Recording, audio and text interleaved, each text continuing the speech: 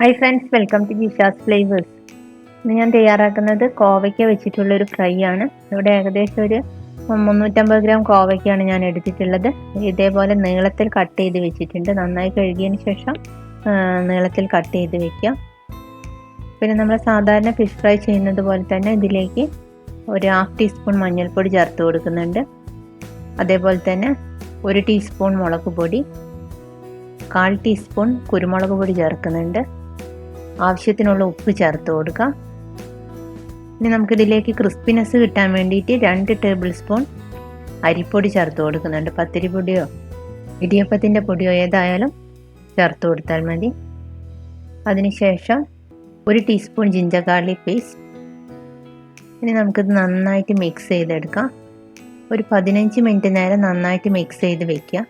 ആവശ്യത്തിനുള്ള വെള്ളം ഒന്ന് സ്പ്രിങ്കിൾ ചെയ്തതിന് ശേഷം നന്നായിട്ട് മിക്സ് ചെയ്ത് വയ്ക്കുക.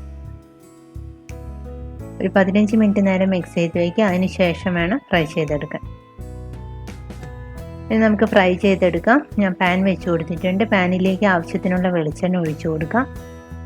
വെളിച്ചെണ്ണ ചൂടായി വരുമ്പോൾ കുറച്ച് കറിവേപ്പില കൂടെ ചേർത്ത് കൊടുക്കുന്നുണ്ട്. അതിനുശേഷം മാരിനേറ്റ് ചെയ്ത് വെച്ച കോവയ്ക്ക ഇട്ട് കൊടുക്കാം.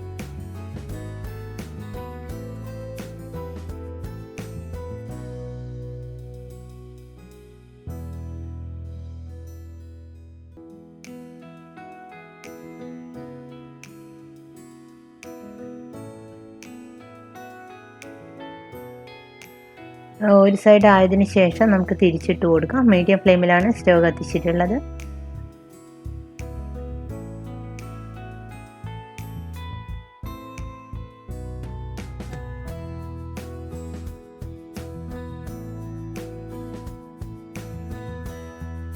മറ്റേ സൈഡ് നന്നായിട്ട് ആയതിനു ശേഷം നമുക്ക് എടുത്തു മാറ്റാം. 2 സൈഡ് നന്നായിട്ട് ക്രിസ്പി ആയതിനു ശേഷം വേണം എടുക്കാൻ. ഇതേപോലെ നമ്മൾ എണ്ണയൊക്കെ ഒന്ന് മാറ്റിയതിന് ശേഷം നമുക്കിത് എടുത്തു മാറ്റാം.